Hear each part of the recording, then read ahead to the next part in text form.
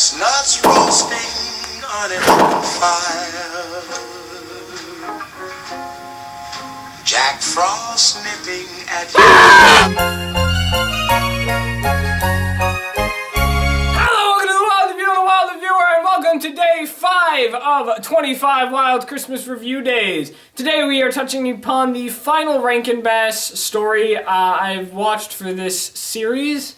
I know there are a bunch of different Rankin Bass holiday specials that fit perfectly with Christmas, but because of the limited days I have, and also because I have a lot of stuff I want to talk about, I've only chosen the 3 top stories. So far I have talked about A Year Without a Santa Claus and Rudolph the Red-Nosed Reindeer. Today I'm talking about what I probably should have talked about before, because after watching this one I realized that not only does Year Without a Santa Claus come after it, but Rudolph is also a story that technically comes after it, even though Rudolph came out in the 60s. This came out in the 70s, and it technically is what started the whole Christmas stories. That probably doesn't make any sense, but the context within the story, chronologically, it's the first story. Rankin Bass is just telling the stories all out of order. Technically. Released in 1970, this 50-minute stop-motion holiday special tells the origin story of Santa Claus, all narrated by a mailman who's voiced by Fred Astaire. A young baby is left on the doorstep of a bunch of elves in the North Pole, and he's taken in as one of their own as he teaches him how to read, write, and make toys. The boy grows up with the name Kris Kringle and decides to deliver the toys that the elves make to a small town called Summertown. So this way their toys are appreciated rather than being thrown out into the snow. However, the Burgermeister of Summertown bans toys for being played after he slips on one of them and gets injured. This of course doesn't stop Kris from delivering them, but it only gets the Burgermeister to get very angry at Kris. So he does everything he can to stop him, from locking doors to even arresting him. And as the story goes on, we get more information on how certain Santa Claus and Christmas things came to be. Unlike the other 2 Rankin Bass specials I've talked about, this one I remember watching as a child and watched multiple times. I've seen bits and pieces again of Year Without a Santa Claus. The Heat Miser and Cold Miser parts I've seen a million times though.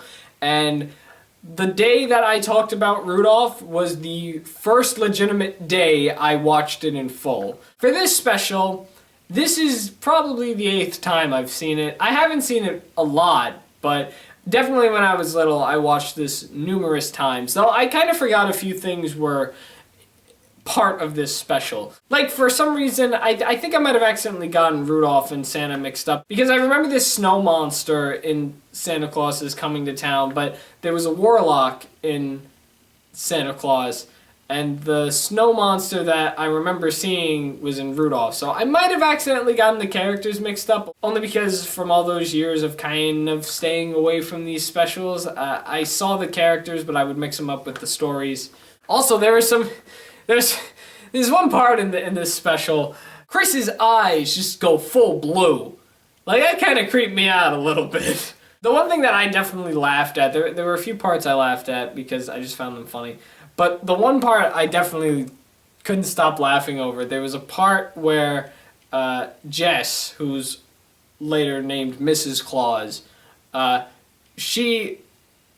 from the warlock, she gets these reindeer bites that help the reindeer fly. So she feeds the reindeer these bites so the reindeer can help Kris escape jail. And the narrator, who's speaking to the audience, who are voiced by a bunch of children, because kids are supposed to be watching this, obviously.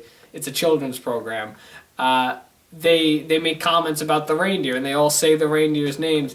And there's one bit at the end of that little scene where one of them's about to mention Rudolph, and we actually see Rudolph. It's not the same Rudolph from the Rudolph special. He kind of looks a little different. He's more thinner, but the narrator's like, yeah, that's a different story. We're not going to go into that. And I found that pretty funny.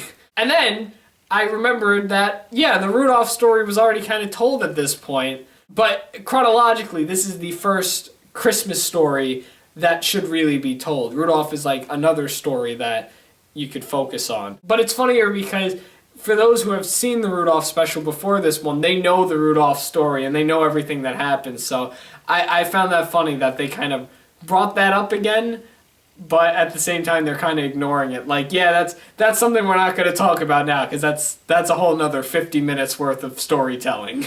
Overall, like I said with the other two, I thought the story was very cute. It's a nice little origin tale to Santa, who obviously has become a very big icon of Christmas. It wasn't messy at all, which is pretty interesting. Everything kind of made sense, so I like that about the special. Overall, with that said, along with all the Rankin Bass stories I've touched upon in this little series, I think definitely Rankin Bass has become very iconic for the holiday specials. I know they've done a bunch of different other work for different holidays as well, because again they did the Easter Bunny's Coming to Town, one that I've touched upon way back when I started the Wild Review, and there are even some other Christmas specials that I did not talk about, like there's a Rudolph and Frosty crossover special. Again, there's the Little Drummer Boy. I'm not going to be touching upon those, nor am I going to watch them for this series. I mean, I might watch them in the future, but I'm not going to touch upon them in this series because of limited time. But I think Rankin Bass was a really cool company. I enjoy stop motion specials. It's a shame that they're out of business. I don't know the reason why they went out of business. I don't know why the company's inactive. I could probably look it up. I just don't know it on the top of my head now because I didn't read about it. But their legacy is definitely going to continue on because they still play these specials every year. At least they play Rudolph every year on CBS. So as long as they keep playing those specials, their work will continue to be shown. And that's kind of all I got to say about it, about Santa Claus and Rankin Bass entirely. So with that said, I want to pass it over to all of you watching. What do you think of Santa Claus is Coming to Town? Is this one of your favorite Rankin Bass specials? And if not, which one is your Rankin Bass special? Did I cover it? Did I not cover it? Let me know all your thoughts in the comments below.